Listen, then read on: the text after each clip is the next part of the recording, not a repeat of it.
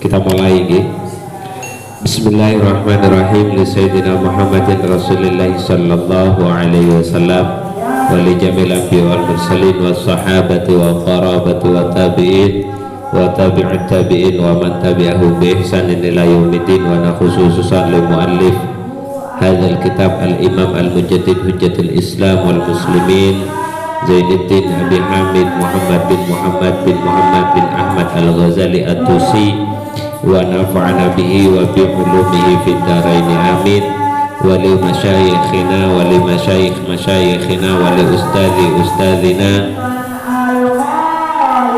lana wa lakum ya hadirina wa walidina wa walidikum wa auladina wa auladikum wa ahlina wa ahlikum wa li jamil muslimin muslimat wal mu'minina wal mu'minat al-ahya'i minhum wal amwat. Innallaha ta'ala yaftahu lana wa lahum abwabal khairat wa yassara Allahu ta'ala lana wa lahum umurad dunya wal akhirah wa yakhtimu lana wa lahum bismil khatimah bijai sayyidina Muhammadin sallallahu alaihi wasallam. Allahumma sallim ala Ramadan wa sallim Ramadan lana wa sallimhu minna mutaqabbalah. Allahumma sallimna wal muslimin wa barik lana wal muslimin wa ghfir lana wal muslimin bi rahmatika ya arhamar rahimin. Al-Fatihah. A'udzu billahi minasyaitonir rajim. Bismillahirrahmanirrahim. Alhamdulillahi rabbil alamin arrahmanir rahim maliki yaumiddin. Iyyaka na'budu wa iyyaka nasta'in. Ihdinas siratal mustaqim siratal ladzina an'amta 'alaihim ghairil maghdubi 'alaihim waladdallin. Amin.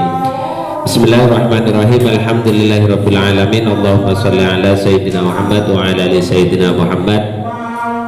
Rabbi shrah li sadri wa yassir li amri wa hlul 'uqdatam min lisani yafqahu qawli. Amma ba'du. Baik, alhamdulillah pada malam hari ini kita bisa melanjutkan kembali kajian kita. Kita pada malam hari ini masih akan melanjutkan tentang penyakitnya orang bodoh yang bisa disembuhkan dan yang tidak bisa disembuhkan. Dimana kemarin kita sudah membahas tentang penyakitnya orang bodoh yang tidak bisa disembuhkan. Salah satunya yaitu apabila kebodohan atau pertanyaan dari orang yang bodoh itu berangkat dari sifat hasud atau sifat benci atau sifat dengki. Kemudian yang kedua, apabila orang bodoh itu adalah orang yang memiliki anggapan belajarnya sedikit tapi merasa bahwasanya apa yang menjadi persoalannya itu sama seperti apa yang dipersoalkan atau dipermasalahkan oleh para ulama-ulama besar. Nah, karena memang pengetahuannya sedikit dan menganggap orang lain itu sama dengan dirinya, maka dia masuk pada kategori orang yang akan sulit untuk bisa disembuhkan. Cuman pada pembahasan terakhir itu kemarin kita ada yang kelewat. Sekarang kita masuk pada kalimat wasalisu ayyakuna mustarsyidan, kan seperti itu kan.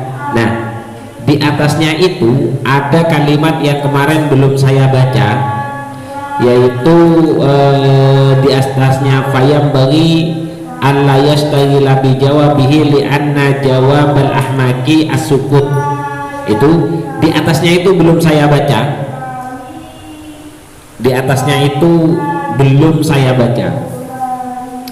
Artinya kan ini berbicara tentang orang yang merasa dirinya itu punya persoalan sama seperti persoalannya orang-orang yang sangat alim kan. Nah, ditegaskan kembali fa'idha lam yatafakkar, ini yang belum saya baca kemarin. Fa'idha lam yatafakkar, lamun ora mikir-mikir sopo ahmak utawa rajul hadzal qadara ing ikilah kiro-kiroan. Artinya kalau dia tetap merasa bahwasanya persoalan yang ia alami adalah persoalan besar, sama seperti apa yang dihadapi oleh ulama-ulama besar, yo yakunu moko ono apa suale ahmak utawa suale rajul sing bodoh mau iku minal hamakoti, setengah saking ini penyakit hamakoh, artinya penyakit dedel sing ora iso diobati. Jadi selama orang bodoh itu merasa kalau persoalannya itu adalah bagian dari persoalan besar sehingga seolah-olah tidak ada yang menanganinya, ya maka selama itu pula dia tidak akan bisa disembuhkan dari penyakit atau pertanyaan yang sedang ia tanyakan. Nah, jadi kemarin yang belum saya baca itu adalah faidza lam yatafakkar hadzal qadara yakunu su'aluhu minal hamaqati.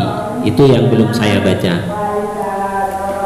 Artinya seperti tadi, faidza lam yatafakkar, lamun ora mikir sopo rojul utawa ahmak, lamun ora mikir sopo rojul utawa ahmak, hadzal qadara ing ilah kira-kira yakunu moko ono apa su'aluhu su'ali rojul utawa ahmak iku minal hamaqati setengah sangking golongane penyakit kumprung utawa dedel. Itu jadi bagian yang kedua, bagian yang pertama, bagian yang kedua penyakitnya orang bodoh yang tidak bisa disembuhkan, yaitu adalah orang yang ahmak, orang sing dedel. Wong dedel itu biasanya ilmune titik tapi ngrumangsa persoalane iku padha karo persoalane wong sing wis hebat. Jadi seperti itu.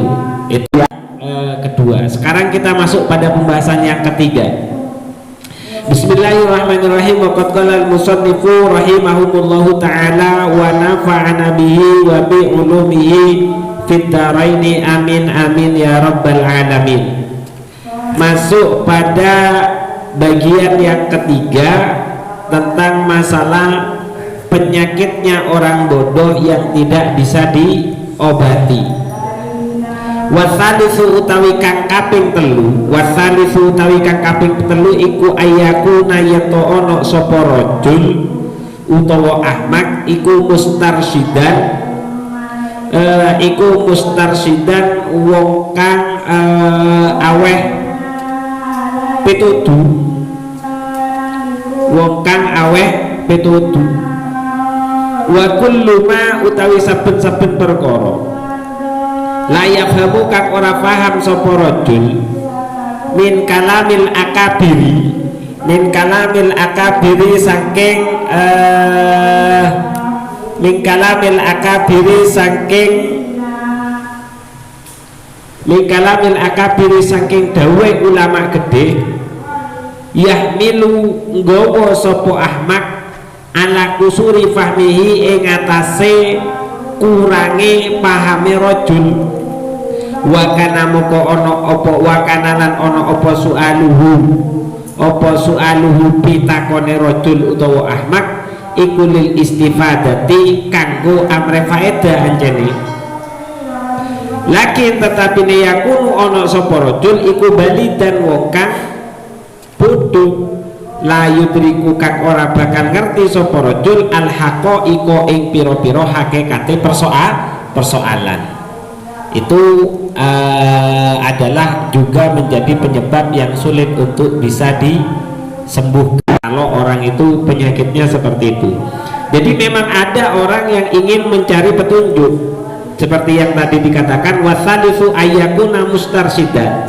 Jadi ada seorang lelaki dia bodoh tapi memang ingin mencari petunjuk. Yakunu ono sapa rajul iku mustarsidan wong kang amrih pitudu.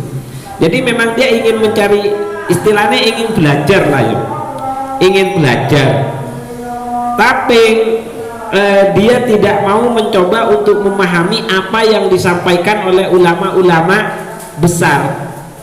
Dia nganggep gampang omongane wong sing wis alim ngandani lah wis, iku nganggep gampang lah wis. Lah kalau seperti ini dia juga tidak akan mudah memahami apa yang disampaikan oleh ulama-ulama besar. Artinya colo ngaji dek iku langsung munggah dek pengajian sing dugur ngono lho. Ora gelem mulai teko awal ngisor. Jadi dia tidak akan mudah paham karena memang pelajarannya bukan pelajaran yang harus dia terima. Maka ketika dia senantiasa ikut seperti itu, ya wis dek gak bakalan mari dari persoalan yang akan ditanyakan. Makanya ngaji itu perlahan. Nek anjane kita ngajinya yo juz awal ya juz awal dhisik, ojo langsung juz Justru lek kelas 1 yo melok kelas 1 dhisik. Meskipun wis umure wis tua gitu loh. Jadi meskipun umurnya itu sudah dewasa atau tapi kalau memang kemampuan kita masih rendah, yo ikut pelajaran yang masih rendah. Gitu maksudnya. Kalau kita tetap mengaksa gara-gara kita masih melihat umur karena kita sudah tua terus gak gelem kumpul karo arek SD misal, padahal awake dhewe pengetahuannya SD, ya selama itu pula kita tidak sembuhkan dari segala penyakit kebodohan yang kita miliki. Makanya fala yang bagi moko ora sayugyo opo al istighalu nyibukake dijawabi kelawan menjawab pertanyaane rajul aidon halemane koyo rajul sing nomor loro, koyo rajul awal kama koyo keterangan kama kola koyo oleh ngendika sinten Kanjeng Nabi sallallahu kita rahmat alim sinten Allahu Allah alaihi ing atase Kanjeng Nabi wasallam lan paring keselamatan. Apa dawuhnya Kanjeng Nabi? Nahnu utawi kita masyirul anbiya'i golongane para nabi iku umirna den perintah sapa kita anukan lima ing yento ngomongi sapa kita annasa ing manungsa ala qadri uquluhim ing atase kadar kadar akale nas. Jadi Nabi itu memang diperintahkan untuk berbicara sesuai dengan kadar kemampuan manusianya. Makanya sering ketika saya berbicara itu kira-kira bisa dipahami enggak? Makanya kayak kemarin ketika kita membahas tentang masalah nafsu, masalah ruh, masalah akal, itu bagi saya itu adalah sesuatu yang sangat sulit gitu loh. Sehingga ketika saya memberikan rumusan itu sebenarnya bukan definisi asli daripada nafsu, tapi adalah definisi yang coba kita pahami agar panjenengan semua yang hadir ini lebih mudah untuk bisa memahami apa itu yang dinamakan dengan nafsu. Maksud saya seperti itu.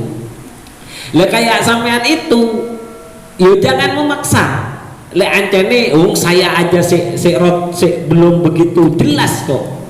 Kita yang sudah belajar mulai dari awal, pendidikan saya saja di pesantren itu lebih dari 21 tahun. Mondok saya itu 21 tahun lebih. Membahas nafsu itu sik durung mari.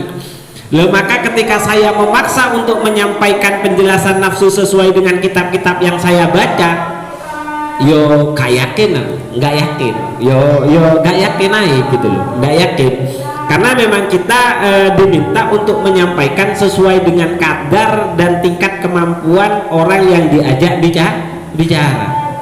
Makanya Nabi itu kayak gini. Makanya kalau kita lihat hadis, kadang pertanyaannya sama tapi jawabannya Kanjeng Nabi itu berbeda. Ada Nabi itu pernah diminta oleh sahabat ini, ya Rasul beli penjelasan aku yang sekiranya dengan satu penjelasan itu saya bisa jadi orang yang mulia, saya bisa dipercaya oleh orang lain, dan kehidupan saya itu semakin lebih baik. Jawaban Rasul simpel, cuman satu, karena orang itu baru masuk, artinya baru mengenal agama Islam. Jawaban Rasul cuman satu. Jawaban Rasul itu jawabannya itu cuman jujur. Sudah itu tok. Padahal yang lain itu diperintahkan sholat, yang lain diperintahkan puasa. Loh, untuk orang ini itu cuma disuruh jujur. Loh, ya Rasul, aku iki penggaweane mbiyen nyolong. Lah iya jujur. Aku mbiyen iki penggaweane mabuk-mabukan, tetap dijawab oleh Rasulullah jujur. Bukan Rasulullah jawab, yo kon lek mabuk yo lereno, yo kon lek nyolong yo lereno. Ndak dijawab seperti itu, tapi yang dijawab jujur. Gitu. Cuman dijawab seperti itu. Apa dengan jawaban yang seperti itu Rasulullah mengingatkan kalau dia tetap boleh mencuri? Tentunya kan tidak. Nah, sehingga dari jawaban Rasulullah dia tetap merasa nyaman menerima agama Islam. Dia tetap merasa nyaman menerima agama Islam. Cuman dalam proses perjalanannya ternyata betul dia itu, loh, aku kan gak dikon-kon sholat. Ya wis, aku gak ati sholat. Aku kan dikon-kon jujur, tapi dia lama-lama dia tidak sholat. Allahu Akbar, dia tidak sholat dia, karena kan yang diperintahkan oleh Rasul cuman jujur kan. Yang penting aku jujur.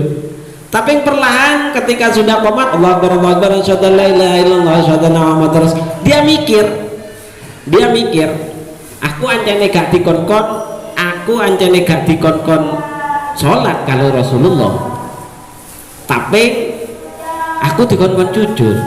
Dipikir mana lha cara aku kok ketemu karo Rasulullah terus aku gak jujur, aku jujur gak sholat mesti aku bakal ditakzir, ya kan? Kalau dengan terang-terangan meninggalkan sholat kan akan ditakzir, akan dihukum. Waduh, gak enak. Lek gak jujur, lek jawab jujur aku dihukum, lek gak jujur aku gak jadi wong mulia. Kan mintanya kan satu wasiat, yang sekiranya aku menjadi orang mulia, yang sekiranya aku dihormati, ya kan, yang sekiranya membuat hidupku lebih baik. Lek aku gak jujur, uripku gak bakal mulia, aku gak bakalan dihormati, lan uripku gak bakal tambah luwe api. Mikir dia, akhirnya sholat dia. Kan takut dia tidak mulia. Ditanya, kalau dia jawab jujur pasti akan dihukum. Sudah selesai, habis sholat pulang dia. Pulang ketemu dengan ibu-ibu yang bawa tas kelihatan ada uangnya. Dia asalnya memang pencuri kok. Iki kesempatan katanya dia. Wah, ini dia kesempatan, ini rezeki nomplok kata dia. Dicuri oleh dia, seret dicuri. Kan nggak apa-apa kan, kita kan nggak disuruh berhenti dari mencurinya katanya dia kan. Perintahnya Rasul kan cuma jujur. Itu maksudnya pembicaraan harus disesuaikan dengan kadar kemampuan orang yang diajak bicara. Setelah dicuri dia mikir lagi, loh, aku pas ketemu karo Rasulullah kan ngerti. Sebelum saya itu taubat, Rasulullah tahu kalau saya itu sering mencuri. Pasti aku akan ditanya, piye awakmu, opo sik nyolong tenanan opo ora, opo sik nyolong terus opo ora. Kalau saya jawabnya tidak jujur, aku tidak mulia, aku tidak akan dihormati, dan kehidupanku tidak akan lebih baik. Lek aku jawab jujur, mesti aku dihukum. Akhirnya dikembalikan itu. Waduh, aku gak duwe rezeki saiki. Karena dia juga sebut ringnya itu mabuk, ya wis. Akhirnya dia pergi ke sebuah, anggaplah sekarang itu diskotik. Ketika dia mau masuk, dia mikir seperti itu lagi. Kalau aku minum minuman keras, ditanya oleh Rasulullah, kalau aku jawab jujur aku akan dihukum, kalau aku jawabnya tidak jujur maka aku tidak akan menjadi orang yang mulia lagi. Akhirnya perlahan dia terus berhenti. Nah, itulah yang dimaksud kalau pelajaran itu memang harus dimulai dari sesuatu yang paling ringan. Karena dari pelajaran yang ringan itu nanti pemahaman kita itu akan semakin bertambah seiring dengan perjalanan kita mencoba untuk mengamalkan semua pelajaran yang kita terima. Jadi yuk gak usah ndaki-ndaki gitu loh. Kalau kita memang pembahasannya baru bab fikih, yuk gak usah bahas yang masalah politik. Kalau kita kemampuannya masih bahas masalah pertanian, yuk gak usah bahas urusan industri. Selesaikan dulu yang urusan pertanian. Karena kalau kita memaksa, nanti itu akan masuk pada kategorinya penyakitnya orang bodoh yang tidak bisa disembuhkan. Karena sering proses perjalanan kita akan terus tidak paham, meskipun yang kita ikuti adalah kajiannya ulama-ulama hebat. Dudu ulama sing gak iso jelasno, utahe awak dhewe sik durung sanggup ngikuti penjelasan ulama yang pembahasannya sudah lebih tinggi gitu loh. Nah, ini yang dimaksud fala yang bagi al-istighalu bijawabihi. Jadi kalau ketemu dengan orang yang seperti itu, ya sudah, tidak usah dijawab saja, tidak usah dijawab. Karena jawaban kita itu bukan akan memberikan pencerahan, tapi akan menambah kebingungan orang yang diajak bicara. Sementara Rasulullah dan para nabi itu senantiasa diperintahkan oleh Allah untuk menyampaikan syariat agama sesuai dengan kapasitas umatnya, kapasitas kemampuan umatnya. Makanya sholat itu kan bertahap. Sholat subuh itu pertama kali dilakukan kalau tidak salah Nabi Yunus. Baru pada masanya Nabi Muhammad itu sholat penuh jadi 5 waktu. Isya kalau tidak salah yang pertama kali melaksanakan Isya itu Nabi Musa. Kalau tidak salah yang pertama kali melaksanakan itu Nabi Musa. Tuh. Jadi ya seperti itu, kita harus bertahap dan harus paham posisi kita. Aku paham apa ora. Lek gak paham ya wis trimo ngrungokno ae, gak usah mokso kanggo memahami. Gitu. Karena yang ketiga, salah satu penyakitnya orang yang bodoh yang sulit untuk disembuhkan itu adalah ketika mereka mencoba untuk mencari petunjuk, tapi yang ia cari itu adalah pembahasan ulama yang sudah tinggi kelas pembahasannya. Pengen ngaji, tapi sampean ngaji nih sik turun genep fikih wis langsung ngaji iya misal. Iku yo abot Pak, ngeluh sampean kok malah. Gitu loh. Ya wis lek ngaji fikih pertama paling dasar Safina, Mabadil Fiqhiyah, itu kelas-kelas dasar dulu. Ya kan? Seperti itu. Awal itu ya sudah seperti itu. Lah kayak sekarang ngaji Ayyuhal Walad. Ini kan ojo langsung deh iya yo perantara dhisik Ayyuhal Walad. Ringan-ringan dhisik ae. Jadi yang ringan-ringan biar sadar oh posisiku koyo ngene ya wis melo gitu loh. Nah kayak kemarin awal kita ngaji dibuka dulu tentang masalah risalah Ahlus Sunnah wal Jamaah, ya kan? Kita pengenalan macam-macam aliran dulu. Gak paham kabeh sih aneh sih.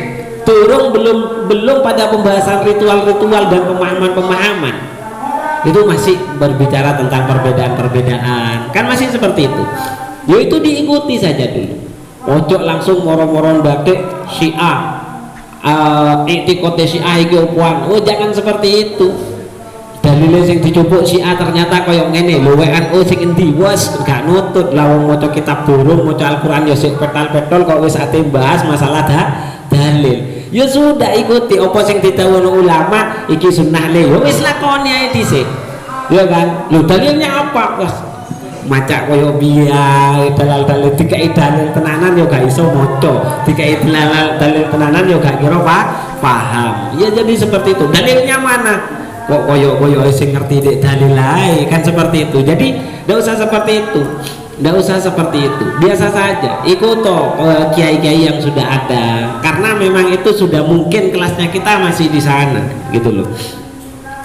Itu adalah bentuk penyakitnya orang bodoh yang sulit diobati. Jadi bener dhek pengen ngaji tapi sayang senenge dhek ngaji itu melok pengajian sing wis gede padahal tingkat kemampuannya itu masih belum sampai pada pengetahuan yang ia ikuti. Lanjut, wa amal maradu anapun utawi penyakit alladzi yang balu kang bisa nampa apa marad al ilaja ing obat iku fawa moko utawi marad iku ayakuna yen to ana sapa marid utawa rajul iku mustarsidan wong kang amrih pitudu akilan saking arah mustarsidan wong kang amrih pitudu akilan tur wong kang duweni pemikiran fahiman tur kang duweni pemahaman layakunu kang ora ana sapa marid utawa rajul iku maglubal hasadi wong kang den kalake karo sifat drengki wal ghadabi lan sifat benci wahub bisyahawati lan ora den kalake karo demen maring hawa nafsu wal jahilan pangkat wal malilan bondo wa yakunu lan ana sapa marid utawa rajul sama saja utawa ahmak kan orang yang bodoh tadi kan kategorinya orang yang sakit. Orang sakit itu bahasa Arabnya itu marid. Wa yakunu lan ana sapa marid iku tolibatoriki wong kang nubrih dalan al mustaqimi jam jejeg. Walam yakun lan ora ana apa sualuhu pitakone marid wa tiradu lan sanggane marid iku an hasadin maktu saking sifat drengki wa ta'annutin lan sifat angas wa imtihanin lan ora krana nguji. Nah ini ini penyakitnya orang bodoh tapi mudah untuk diobati. Yaitu penyakitnya orang bodoh yang bagaimana? Yaitu orang yang merasa bodoh sehingga dia mencoba untuk belajar sesuai dengan kemampuan ia memahami sebuah pelajaran, dan di dalam hatinya tidak ada sifat dengki, tidak ada sifat benci, tidak ada sifat menuruti hawa nafsu, atau hanya ingin mencari ketenaran atau popularitas. Bukan itu yang ia cari. Dan yang ia cari itu betul-betul ingin memperbaiki diri untuk bisa menjadi manusia yang lebih mengerti. Dan semua pertanyaannya yang ia ajukan dan ia lontarkan itu bukanlah sesuatu yang digunakan untuk sekedar menyanggah atau membuat perdebatan, dan tidak muncul dari sifat kedengkian, serta tidak bermaksud untuk menguji, gak mek urusan ngetes, tapi memang benar-benar pengen paham. Nah, kalau yang seperti ini insya Allah ini akan lebih mudah untuk dipahamkan dan lebih mudah untuk diberi pengertian. Itu jadi ini adalah penyakitnya orang bodoh yang kemungkinan besar sangat bisa diobati. Wahada utawi ikilah marid iku yakbalu bisa nampa sapa marid al ilaja ing obat, faya juzu moko wenang opo antas tawila yen to ngrepotno sapa sira bijawabi sualihi kelawan enjawabe pitakone marid. Bali yajibu balik wajib alaika ing atase sira apa ijabatuhu jawab maring pertanyaane marid. Maka ketika kita misal DKI pengertian ketemu karo wong kaya ngene, maka kita wajib memberikan jawaban yang baik untuk orang yang betul-betul ingin belajar. Nah, kayak saya ditekoi tenanan pengen belajar, ya wis kudu diladeni. Itu yang pertama dari orang yang bisa disembuhkan penyakit kebodohannya. Yang kedua wasani utawi kang kaping pindho iku mimas tengah saking perkara tadau kang kudu ninggal sapa sira ing ma wa utawi ma iku antah zira yatarumuk antah zira setarumuk sapa sira wa tahtariza lan tegese yen to ngrumeksa awak sira min antakuna saking yen to ana sapa sira iku wa'idhon wong kang aweh mau idho au mudzakiron utawa wong kang aweh pepeling li anna afatuhu krana sak temene bahayane tahdzir iku kathiratun kang gedhe. Illa antak malah angin yen to wis agawe sapa sira bima kelawan perkara taqulu kang ngucap sapa sira awalan ing dalem kawitane sumata idza moko nuli aweh mau idza sapa sira bihi kelawan ma'an nasa ing menungso. Ini yang diingatkan kedua oleh Imam Ghazali kepada santrinya. Satu, yang kedua, ini adalah sesuatu yang harus kamu tinggalkan. Itu kata Imam Ghazali. Apa itu? Yaitu jagalah dirimu dari memberikan fatwa, memberikan penjelasan, memberikan keterangan, ngajari uang sesuatu yang kamu sendiri masih belum mengamalkan. Yang artinya kalau kamu sudah bisa mencoba mengamalkan, baru kamu boleh menyampaikan.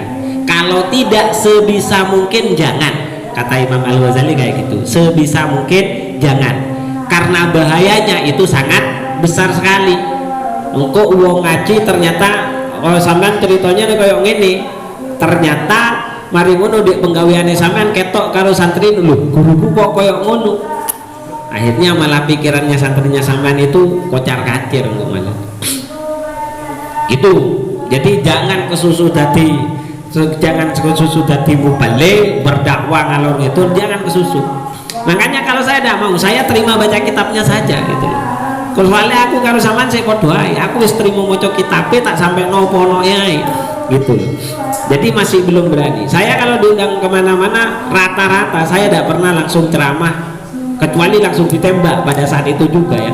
Saya kalau diundang mesti saya mempersiapkan kitabnya dulu. Satu saya takut apa yang saya bicarakan itu keluar dari pikiran, karena kan saya yakin pikiran saya itu belum tentu benar. Nomor dua, lek awak maca kitabe para kiai, kitabe para ulama, iku jare Habib Abdullah Ba'alwi Al-Haddad iku podo karo kumpul ulama'i.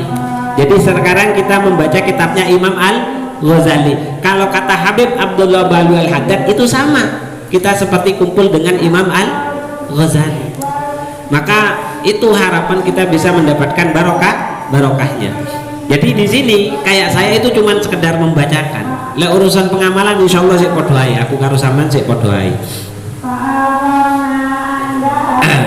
Jadi seperti itu. Itu yang diingatkan oleh Imam Al-Ghazali kepada santrinya. Lanjutannya adalah fatafakkar moko mikir sapa sira fima ing dalam perkara kila kang den kendikaake li Isa maring Nabi Isa alaihi muga iku tetep ing atase Nabi Isa assalamu utawi keselamatan. Apa dawuhnya yang disampaikan kepada Nabi Isa? Yabna Maryam, Isa putrane Dewi Maryam, il ngandanono sapa sira nafsaka ing awak dhewe sira dhisik. Fa init ta'awud lamun bisa ngalap mau idho sira fa'il moko aweh mau idho sapa sira annasa ing menungso. Wa illa lamun ora fastahi moko apreo isin utawa rumangsa isin sira min rabbika saking pangeran sira.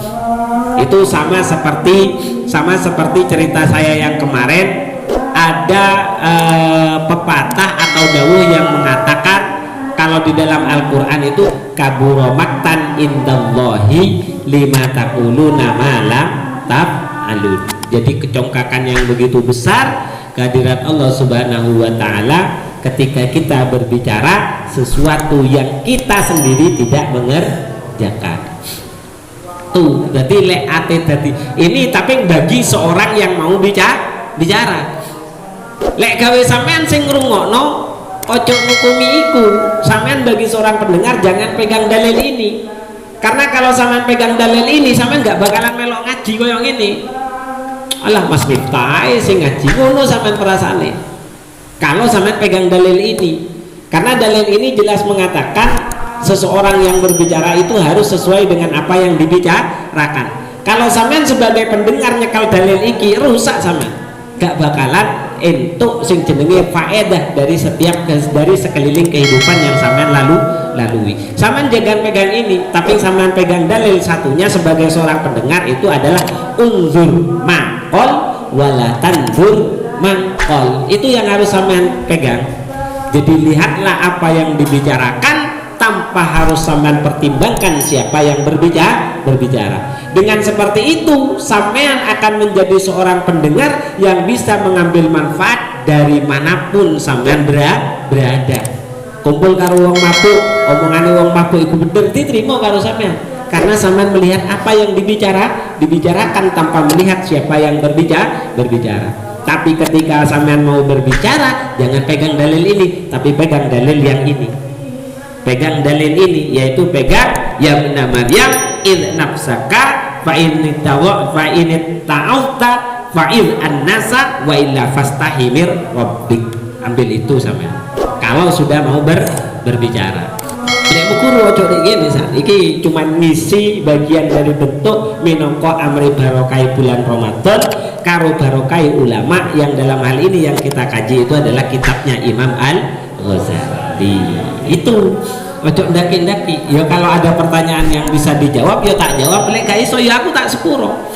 Tak njaluk sepuro karena orang yang boleh berbicara itu adalah orang alim yang memiliki keilmuan yang sempurna. Tapi tidak semua orang alim itu sanggup menjawab semua pertanyaan. Jadi legowo. Kalau saya tidak bisa ya tetap jawab nggak bisa. Kalau saya bisa ya tak jawab sa isoni. Gitu ya. Jadi ini adalah pegangan yang harus dipegang oleh orang yang sudah mau berbicara di depan. Jadi usaha-usahane lek sampean wis ate ngomong di ngarep, omongno sing wis perkara yang sudah sampean lakukan. Usahakan itu sudah. Usahakan itu. Tapi kalau memang terpaksa karena itu adalah sebuah kebenaran, sampaikan. Karena saya lupa ngambilnya di mana, kalau tidak salah ini dawuhnya Imam Syafi'i, sampaikan semua kebenaran meskipun kamu masih belum sanggup untuk melakukan, karena bisa jadi orang lain itu akan menjadi baik karena ucapan benar yang sudah kamu katakan. Itu kata Imam Syafi'i, seingat saya Imam Syafi'i. Jadi seperti itu. Jadi untuk kebenaran sampaikan saja, tapi yo kebenaran sing jujur, Pak. Aku mek iso ngandani tok lho yo, iki ono keterangannya koyo ngono. Lek aku yo insyaallah sik padha ae. Itu sampaikan gitu loh. Jangan sok-sokan gitu loh. Itu yang tidak boleh.